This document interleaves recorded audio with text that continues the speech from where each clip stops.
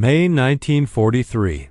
Somewhere in the North Atlantic, the sea that morning looked like hammered lead. Low clouds pressed down on a heaving gray surface. Shredded by the hulls of war, on the deck of U-553, Oberingenieur Chief Engineer Ernst Keller clung to the rail, collar up against the spray, listening for a sound every submariner dreaded, a different engine note dot above the rhythm of their own diesels. Something else cut through the wind, a deeper thrum. The engines of a hunter. Flugzeug? Someone shouted.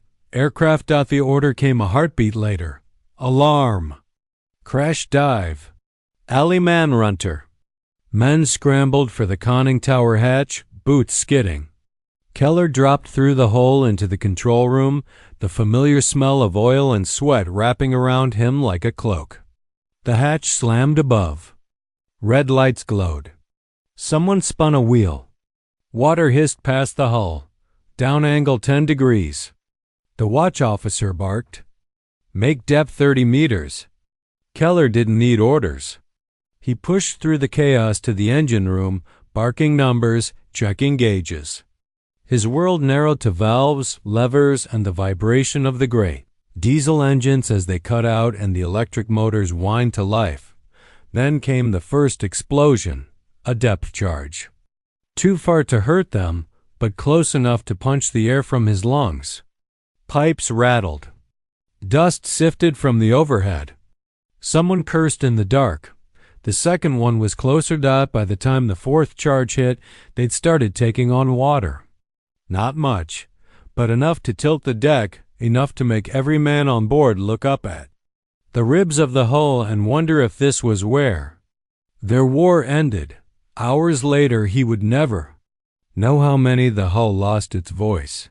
The groan of steel under pressure softened. The boat rolled, unbalanced. The trim was gone. The captain's orders, once sharp and crisp, took on the flat edge of defeat. Surface, he said finally. We have no choice. They broke through the skin of the sea into blinding daylight. Guns trained on them. American destroyer off the port bow. A Liberty ship beyond that. Men on deck. More guns. Ernst stood in a line of men with their hands in the air, cold wind biting his wrists, life vest rough against his neck. He'd heard stories of what the British did to U-boat men, of chain gangs, hard labor until you dropped, of mines and swamps and broken bodies. The Americans, he'd been told, were little better. As he shuffled up the gangway onto the destroyer, boots slipping on wet steel, he caught a glimpse of a young officer watching him from the deck above. The Americans' eyes weren't hateful. They were calculating. Weeks later, in a prisoner transport compound, when Ernst heard the words United States and engineering, officer wanted, his stomach clenched. He imagined quarries and pickaxes, chains, slow grind of punishment. He did not imagine an airplane. He did not imagine a lecture hall full of American naval cadets. And he certainly did not imagine that, instead of breaking rocks, he would be asked to teach the enemy how to better kill men like himself. So why? Months after his capture was a German U-boat engineer being flown across an ocean to stand at a blackboard in front of the very Navy that had hunted him.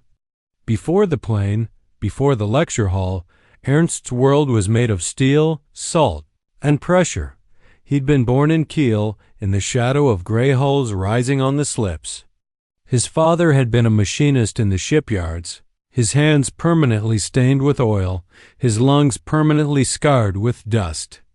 As a boy, Ernst watched battleships slide into the water like slumbering giants, heard their horns echo across the harbor, felt the ground tremble when their guns tested. He loved machines, their certainty, their logic. The way they obeyed if you treated them well and punished you if you didn't. When war came, it was almost inevitable he'd end up in the Kriegsmarine. The surface fleet was a glittering dream, but his grades and temperament steered him towards something less flashy and more dangerous. U-boats. Steel coffins. The British called them. To Ernst, they were intricate, temperamental puzzles, packed tight with valves, cables, gauges, batteries, and the heavy, rhythmic hearts of diesel engines. Life aboard was simple, if brutal. You rode out of harbor with wreaths and brass bands and girls waving scarves from the pier. You sank into the gray Atlantic, chasing convoys whose only crime was carrying food and fuel. You listened for propellers, calculated angles, held your breath as torpedoes ran, counted the seconds until explosion or dud. When you succeeded, you heard it through the hull, a distant, muffled thud that told you a ship full of men was breaking apart somewhere above, scattering cargo and bodies into the sea. When you failed, you heard something else. The ping of enemy sonar, the waterfall roar of depth charges entering the water, the violent, ear-rattling slam when they detonated, turning the steel skin around you into a living thing that flexed and screamed. Most U-boat sailors expected to die. They did the math. They knew the casualty rates. Boat after boat failing to return. Names on blackboards at the bases, erased with a damp rag and replaced with new ones. For the Allies, the Atlantic was more than an ocean. It was a lifeline. The thin blue artery feeding Britain and later the invasion of Europe. Lose that, and the war might be lost without a shot fired on land. For men like Ernst, the Atlantic was both hunting ground and graveyard. They knew their successes starved cities and sank soldiers. They also knew that each convoy fought back more fiercely than the last. Better escorts, better tactics, better technology. But in the early years, the Germans held the advantage. Wolf packs, night surface attacks, radios chattering in encrypted bursts. They treated the ocean like their own territory until it began to change. Allied radar found them on the surface. Hedgehog mortar and improved depth charges reached deeper. Long-range patrol aircraft plugged the gaps where U-boats had once prowled with impunity. Slowly, the happy times of U-boat glory turned into something far darker. Ernst watched it happen from inside his cramped engine room. What had once been a long, tense game of cat and mouse started to feel like standing at the wrong end of a firing range. The orders from above didn't change. Sink ships, disrupt convoys, strangle the enemy. But reality changed. More boats lost. Fewer returning. Rumors circulated among the crews about what happened to U-boat prisoners. Some swore they'd seen photographs of men in striped uniforms, swinging sledgehammers, chained in American quarries. Others insisted the British shot any submariner who'd been on deck during an attack on a convoy. None of them knew the truth. They only knew one thing. If you surrendered, your fate was no longer in your hands. For an engineer like Ernst, whose entire life had been about control, about mastering systems, about making chaos obey, that loss of control was almost as terrifying as the idea of drowning in the North Atlantic. So when U-553 broke the surface under the guns of an American destroyer and he raised his hands high, his heart was already preparing for the worst. The world he'd known of diesel engines, oil-stained overalls, and orders in sharp German was gone. Something else was waiting, and it would look very different from anything he'd ever expected a war to demand of him. The POW camp was not what Ernst had imagined. It wasn't barbed wire around a swamp with men collapsing under whips. It was orderly, almost eerily so. Rows of low wooden barracks, a mess hall that smelled of cabbage and coffee, a wire perimeter watched by bored American guards who smoked and swapped jokes more than they shouted. There were rules. Roll call, lights out. No escape attempts. No resistance. But there were also things he hadn't expected. A library, small but real, with dog-eared books in English and a few in German. A soccer field made from packed dirt, where prisoners kicked around a fraying ball. Red Cross parcels with chocolate and cigarettes. It unsettled him. Cruelty he knew how to understand. This strange civility, this sense that he was more a problem to be stored than an enemy to be crushed, scrambled his thoughts. At night, in the dim barracks, men told stories. Some swore that, far inland beyond the camp's fences and watchtowers, there were entire facilities dedicated to interrogating U-boat crews. Secret compounds where specialists picked apart every detail of their operations. "What do you think they want?" a younger mechanic asked one evening, blowing smoke toward the rafters. "Our tactics," someone replied. "Our codes. Our patrol areas." "They can squeeze that from officers," another man said, bitter. "They don't need engineers." Ernst said nothing. He lay on his bunk, staring at the rough wood above his head, listening to the hum of conversation. He'd already been questioned.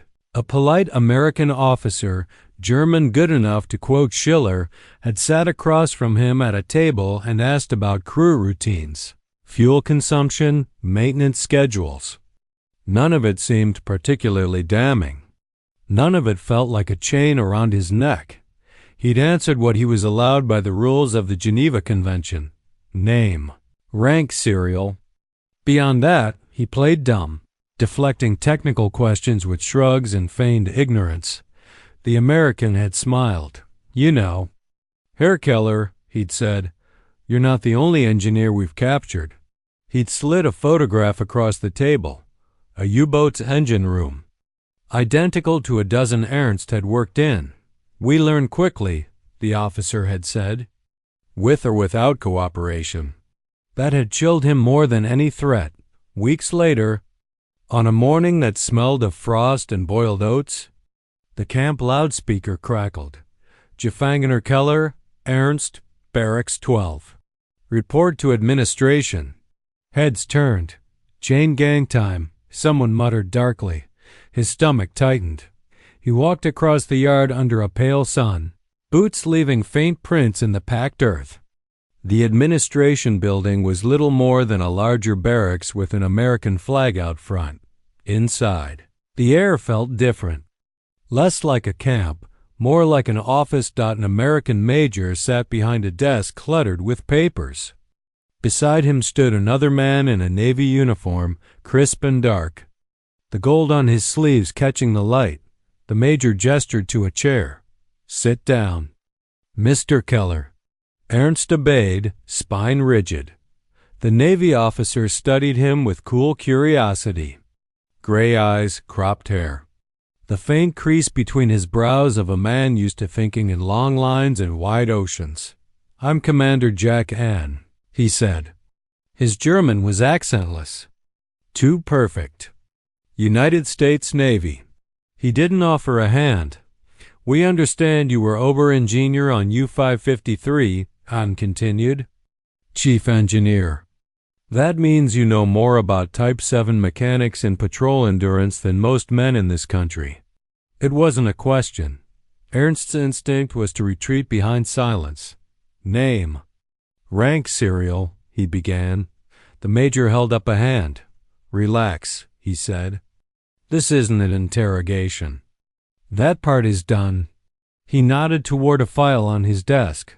"We already know where your boat patrolled," he said. "We know her last dockyard refit, her fuel consumption, even which harbor girl your captain was sweet on in Lorient." He smiled thinly. "French dock workers talk. So do captured officers. You're not giving away state secrets by admitting you can read a pressure gauge."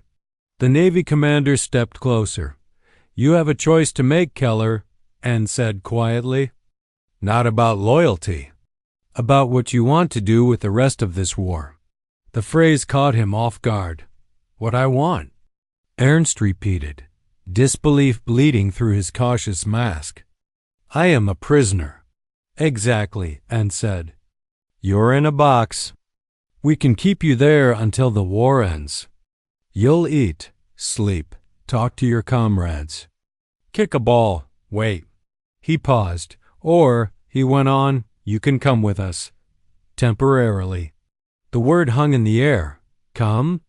"Where?" Ernst asked slowly. Anne glanced at the major, who nodded.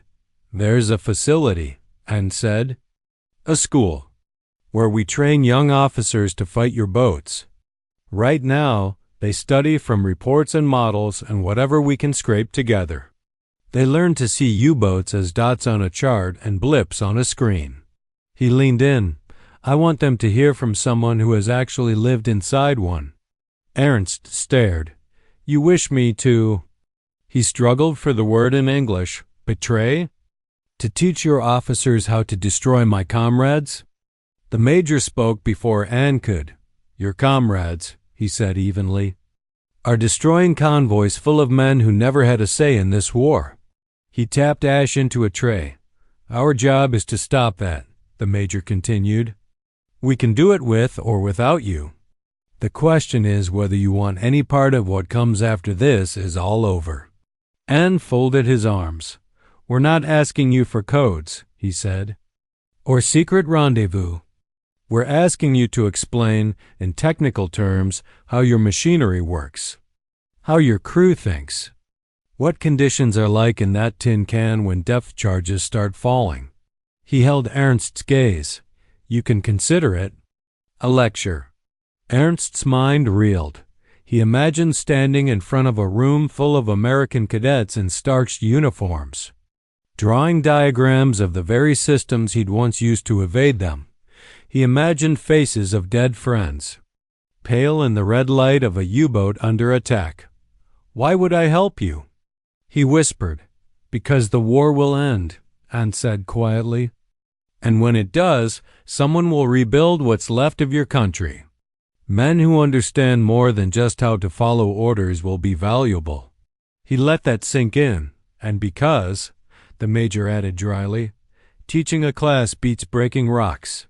There it was, the chain gang, not as a threat now, but as the alternative. "Think about it," Anne said. "We leave tomorrow. The plane has room for one more passenger. With a guard, of course.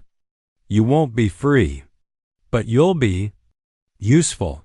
Ernst looked down at his hands. Oil scars from years in engine, rooms, calluses, fingers that knew the language of machinery better than that of politics. He thought of his father's words when he'd enlisted. Machines don't care who gives the orders, the old man had said, but men do. If he said yes, every depth charge that found a U-boat because of something he'd said would weigh on him. If he said no, he would sit behind wire while the war chewed up men on both sides, and his knowledge would die with him. He raised his head. "What will you call me there?" he asked. Anne blinked. "What do you mean?" "I will not stand in front of your officers as prisoner 8473, Ernst said, surprising himself with the steel in his voice. "If I am to be a lecturer, I will have a name." Anne considered him. "Oberingenieur Keller," he said finally. "Chief engineer." He extended a hand now, at last. "Do we have a deal?" Ernst hesitated only a heartbeat. Then he took it. The plane was louder than any U-boat. It was a C-47 transport, all bare metal ribs and canvas seats, smelling of fuel and canvas and cold air. Ernst sat near a small round window, wrists bound loosely in front of him. A military policeman at his side. Below, the Atlantic stretched out like a bruised sheet. He'd crossed it many times before, creeping beneath the surface, every mile a risk. Now it slid by in hours under his feet, the waves flattened by altitude into ripples of light and shadow. No one spoke much. The MP beside him read a magazine, occasionally glancing up as if to make sure his prisoner hadn't simply dissolved. Across the aisle, Commander Ahn scribbled in a notebook, then stared out the opposite window, lips moving silently as if running through questions in his head. Ernst watched the clouds. He couldn't shake the feeling that he was ascending, not just in altitude but into some thinner, stranger kind of war. They landed on the American East Coast at dawn. The airfield smelled of pine and asphalt. Trucks waited, engines running, clouds of exhaust hanging in the cold. The guard detail changed. Papers were signed. Anne exchanged clipped sentences with a colonel in an overcoat. "This way." "Keller," he said at last. They drove for hours. First along crowded highways with billboards and gas stations and civilians in coats and hats going about lives where war seemed far away. Then through quieter roads lined with trees, their bare branches black against the winter sky. A river appeared. Beyond it, on a gentle rise, buildings. Red brick. White columns. A chapel spire. Neatly trimmed lawns stretching down toward a waterfront where gray shapes bobbed at anchor. It looked, to Ernst, like a university from a brochure. The kind he dreamed of attending before the party rallies, before the uniforms, before the draft. United States Naval Academy, Anne said, following his gaze. Annapolis. Cadets in dark uniforms marched across the grounds in tight formations, caps gleaming. Others hurried between buildings with books under their arms. In the distance, a training vessel's mast cut the sky. Ernst felt suddenly very small. They didn't process him through the front gate. Like some visiting dignitary, they took him through a side entrance, past supply rooms and drill halls, into a nondescript building where the air smelled of chalk and coffee. In a small conference room with a blackboard. They removed his handcuffs. "Your movements will be supervised," Anne said. "But we don't want you looking like a criminal in front of the midshipmen." "Midshipmen?" Ernst repeated. "Naval cadets," Anne explained. "Officers in training. Most of them will be on destroyers and escorts within a year. Some will ride the new submarines. Some will command convoys." He handed Ernst a piece of chalk. "Show me a Type 7, he said, for a moment. The room fell away. It was just Ernst and a blackboard. He closed his eyes, conjured the familiar shape, pressure hull, ballast tanks, diesel engines, battery compartments, torpedo rooms. The chalk squeaked as he drew. Within minutes, a rough cross-section of a U-boat sprawled across the board, labels in shaky English where he could manage it, German where he couldn't. Anne watched. Expression unreadable. "Good," he said at last. "We'll start there." Word spread faster than orders. By evening, cadets were whispering about the rumor. "Have you heard? They've got a real U-boat man on campus. No kidding. Some engineer. Captured in the Atlantic. They're making him talk." In the dining hall, speculation turned spicy. "He's probably a Nazi fanatic," one said, stabbing his meatloaf. "We should make him scrub decks instead." "I heard he sank 3 ships," another replied, eyes wide. "We're supposed to ask him how they do it. Why should we listen to him?" A third demanded. "He's the enemy." Others were quieter. "If anyone knows how to hide from sonar, it's him." A cadet with thick glasses mused. "We should at least hear what he says."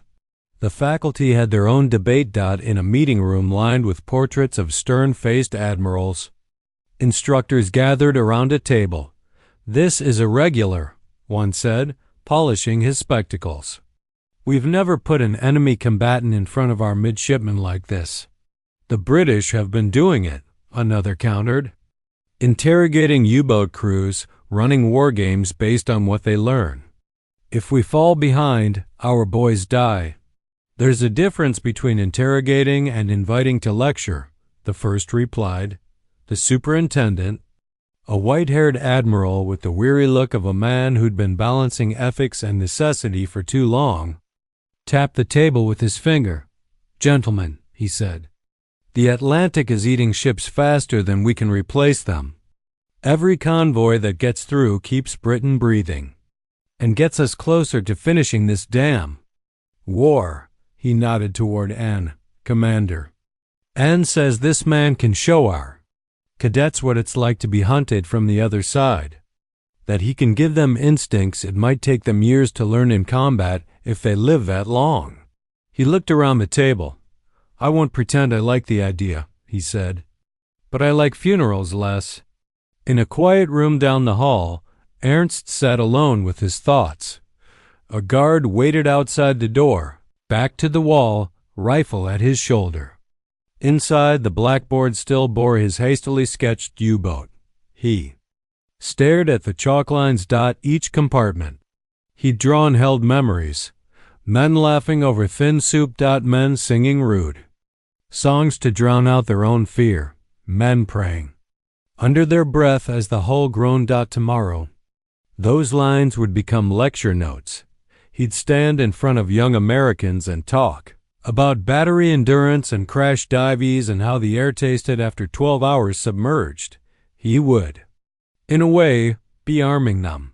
He rubbed chalk dust from his fingertips and wondered if any of the faces in that future audience would be the ones staring down at him through binoculars from a destroyer's bridge. He wondered if some German clubbing out of U-boat school at Kiel right now would curse his name years hence without ever knowing it, and he wondered, not for the first time, what exactly war expected of men like him, because the next morning, when the bell rang and a lecture hall filled with crisp uniforms and skeptical eyes, he would either step fully into this strange new role, or refuse and let the opportunity, whatever kind it was, slip away. The lecture hall felt like a theater.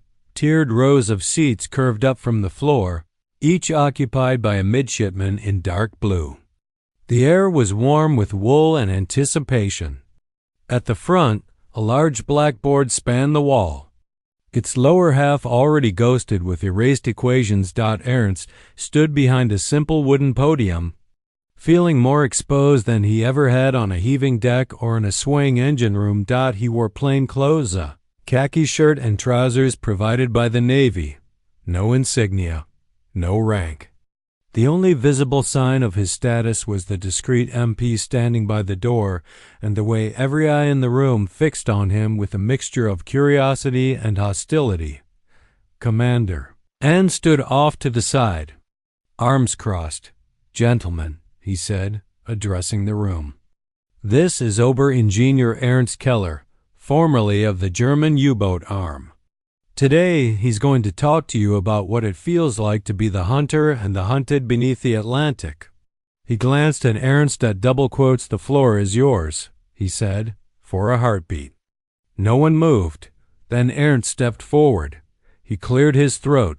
When he spoke, his English carried the soft edges of the Baltic.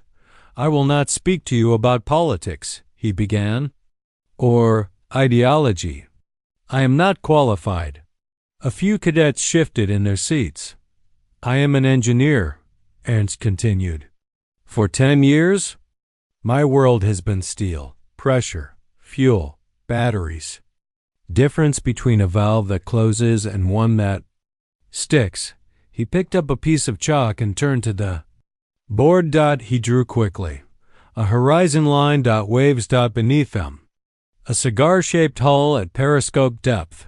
From your ships, he said, a U-boat is many things. A contact. A bearing. A ping. He mimed the sharp sound of sonar striking a hull. The command torpedo loss. Whispered in a cramped control room.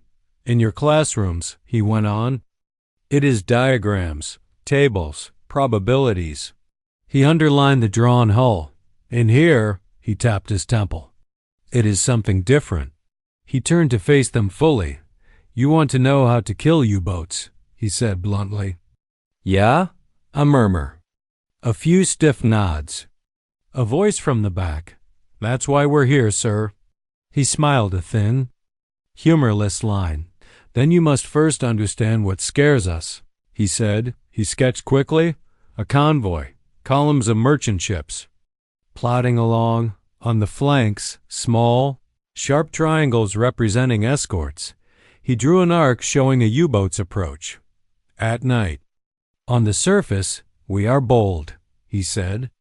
We become commerce raiders. A U-boat is faster on top than submerged. When the moon is behind us and the sea is rough, we are hunters. He pointed at the escorts. We fear your eyes, he said. Lookouts who do not get lazy. Who know that the smallest shadow on a wave might be a periscope. He drew a second scene. Daylight. A U-boat submerged. Trying to slip beneath a convoy. Depth charges above. Little circles falling like deadly beads. In the day, when we are down, we fear your patience, he said. Most of you think of depth charges as explosions. Boom, boom, yeah? A ripple of subdued laughter. He stepped away from the board. But what kills us is not just the blast, he said quietly. It is the waiting, the pattern, he described it. How some escorts fired their charges in wild, scattered bursts, wasting half their load on guesses. How others better laid patterns that hemmed a U-boat in, forcing it to choose between staying deep and suffocating, or surfacing into a ring of guns. He talked about the sound of screws overhead, the torturous math of battery endurance versus oxygen levels, the way the air turned thick and sour after hours submerged, men moving slower, thoughts muddling. Your textbooks will tell you how many minutes a standard crew can survive at 100 meters with all systems intact, he said. Burn those pages. A few cadets frowned. We are not machines, Ernst said. We are men, afraid, tired, sweaty. Someone has not slept in 20 hours. Someone's stomach is bad. Someone's hand shakes as he adjusts a depth gauge. That is where your advantage lies. He drew again, this time, a line showing a U-boat's zigzag course and an escort's attack run. A hand went up in the third row. Midshipman Rourke. Unprompted. Sir, the cadet said. Addressing Ernst reluctantly, our anti-sub tactics manual says the key is speed. Close fast, drop charges, circle, repeat. You're saying, take our time? Ernst shook his head. I am saying, be consistent, he replied. If you change your pattern every attack, we have to guess. Guessing uses? What is the word? Willpower, morale. You make us make mistakes. He paused. Also, he added almost gently, do not be afraid to leave. A ripple. What? Another cadet called.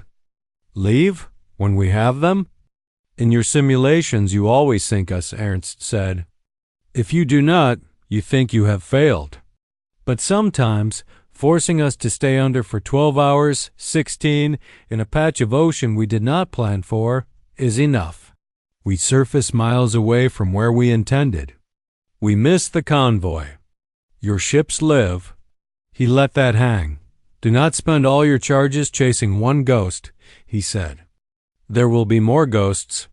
For nearly an hour, he spoke about crash dive, drills and the seconds that could mean survival, or about the peculiar blind spots in a U-boat captain's situational awareness when he trusted his hydrophone operator too much, about the terror of radar, how suddenly the surface wasn't safe. How a periscope wake could give you away even in darkness. At one point, he described the moment of launch. You think we enjoy it, he said. Firing torpedoes. Watching columns of water rise, hearing the explosions. Some of us do. I will not lie. But for most, it is complicated. He mimed the motion of setting depth and gyro angle. We know there are men on those ships, he said. We know that the cold water waiting for them feels the same on their skin as it would on ours. Your convoys are not abstractions. He stopped, realizing he'd said more than he intended. The room was very quiet. Commander Hen watched him carefully. Why are you telling us this? A voice near the back demanded. Midshipman Lewis. Tall, square-shouldered, jaw clenched. Why help us hunt your friends? There it was, the question under all the others. Ernst looked at him. For 3 years, he said slowly, I have helped kill your friends. No one moved. I did not see their faces, he went on. I saw tonnage, wake patterns, masts in a periscope, orders on a sheet. He glanced at the chalk sketches of sinking ships. But I heard them sometimes, he said. Through the hull. Men screaming. Steel breaking. He turned back to Lewis. You ask why I help you, he said. I ask myself, if I can shorten this part of the war by 1 day, 2 days, if one convoy gets through because you truly understand what hunts you, how many of my own, young men, will not have to climb into a boat that will never return? He swallowed. How many of yours will live to go home? He added, almost as an afterthought. Lewis stared at him, something fierce and wounded in his gaze, slowly. His chin dipped in a barely perceptible nod, not agreement, but acknowledgement that the answer, however unsatisfying, was at least honest. Hans stepped forward. That's enough for today, he said, sensing the room's emotional temperature. Tomorrow, Mr. Keller will walk you through a case study, he added. We'll refight an actual convoy battle from both perspectives. You'll see where our doctrine failed, and maybe where it worked. As the cadets filed out, voices low, they were already arguing. Did you hear what he said about battery limits? The bit about radar wakes, our instructors never mentioned that. He's still a Nazi. Don't forget that. At the front, Ernst leaned against the podium briefly, feeling suddenly old, and joined him. You did well, he said. Ernst let out a breath. I have just told you young officers how to better destroy men I once served with, he murmured. Remind me what well means in this context. N looked at the fading chalk lines. It means, he said, that the next time one of those men in gray pings your hull from below, someone up here might know what he's thinking. And that might save lives, he paused, on both sides. For the first time since stepping into the hull, Ernst allowed himself to consider that possibility, not as an abstraction, as a real, tangible thing.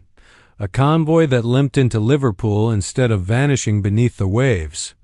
A U-boat captain who, hearing a pattern of charges above him, decided not to press an attack and returned home instead. He wasn't sure if the balance of those lives would ever feel even. But as he looked at the empty rows where future captains had sat, scribbling notes with ink-stained fingers, he understood one thing, whatever else this was. It was no longer the simple war he'd thought he was, fighting when he'd first stepped into a U-boat. Engine room. The lectures didn't end with that first uncomfortable hour. They grew. What began as a single session turned into a short series, then into something more structured.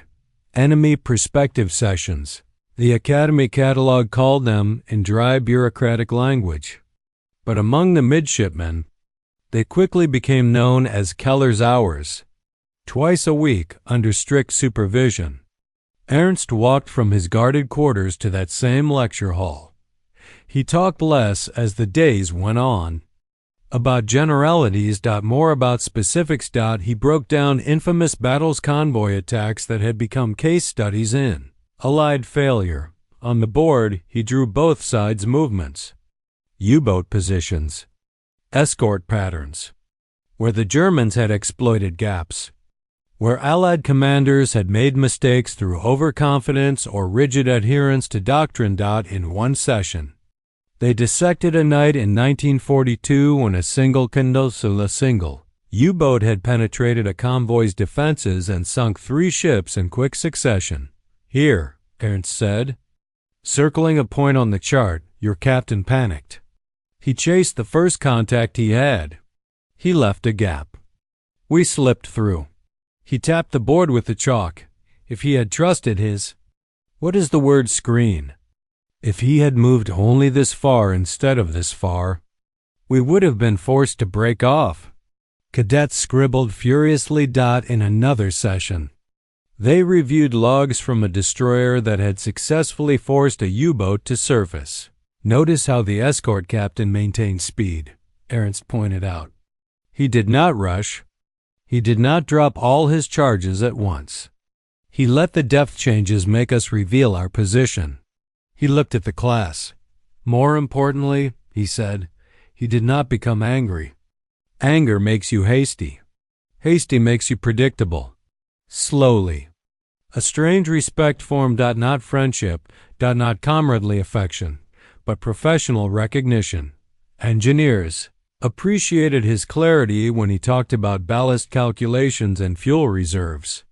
Future destroyer captains listened closely when he described the subtle cues of a U-boat at different depths.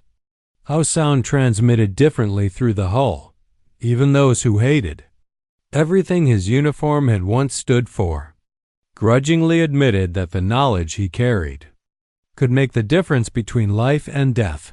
Behind the scenes, doctrine shifted. Training manuals were quietly updated. Sections once written in vague terms about aggressive depth charge prosecution gained new paragraphs about patience, pattern, and psychological pressure. Instructors began to incorporate red team thinking into their exercises, asking cadets to plan not only their own moves, but those of a hypothetical U-boat commander. What would you do if you were Keller here? Became a common question. At sea, young officers who had sat in Keller's lectures took desks on destroyers and convoy escorts. Off the coast of Ireland, a fresh-faced lieutenant on watch aboard USS Mahan heard a sonar operator call out a faint contact. Probably a whale. "Sir," the man said. Weak echo. Could be a layer. The lieutenant remembered Keller describing how U-boats sometimes hugged thermoclines to disguise their depth. "Mark it," he ordered. "We'll run a pattern." The first depth charge set missed. The second forced a nervous U-boat skipper to turn, exposing his hull to a clearer ping. The third and fourth brackets made staying down untenable. The German boat surfaced into the beams of searchlights, its crew spilling onto the bow, hands raised. In the months to come, reports trickled back to Annapolis. Convoys that had once lost 5, 6 ships in a crossing now arrived with only 1 or 2 damaged, not just because of Keller's lectures. There were other changes. Better radar, more escorts, air cover, but in the captain's logs, phrases appeared that echoed his words. Maintained pattern. Resisted impulse to rush attack. Presumed enemy commander at battery limit adjusted accordingly.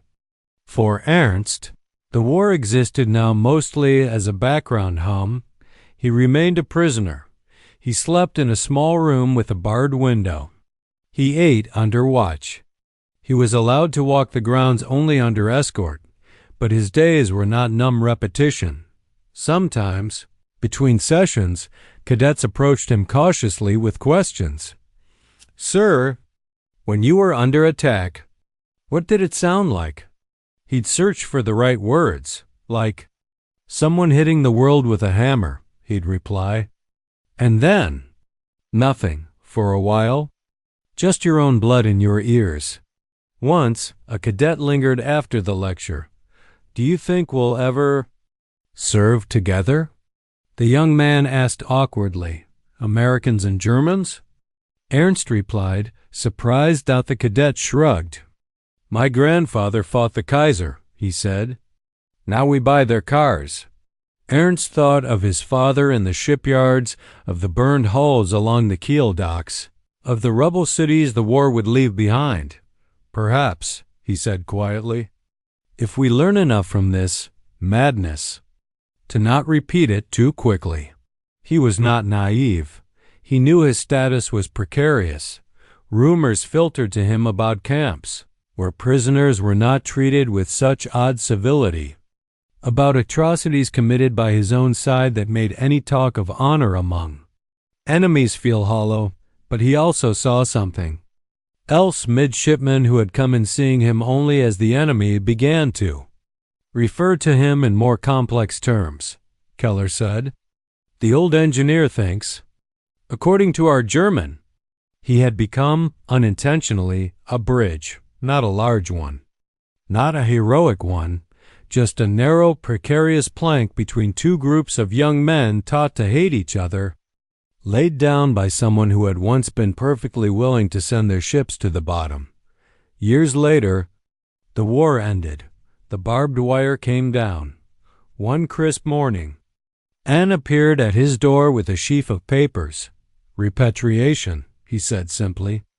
"You'll go back. There's not much there, from what I hear.